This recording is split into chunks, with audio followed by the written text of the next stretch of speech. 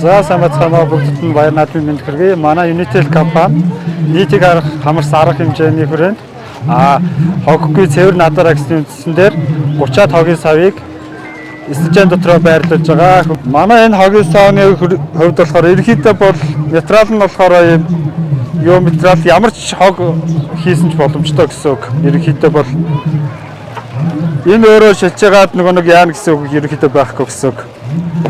Урсаад доогор могроо задарна гэж байхгүй. Дахин ашиглах боломжтой гэсэн бүх баяр наадмаараа. Одоо манайх хамгийн анх болохоор нөдлөнгөөс эхэлсэн. Энэ жилийн өрөөнд арай хогийн савн дахиад өөрчлөгдөд арай бат бөх болж ирсэн гэсэн үг. Угсрахад амар болсон гэсэн үг. За нийт наадамч олондоо хандаж хэлэхэд хоггүй цэвэрхэн наадаараа гэж уриалъя.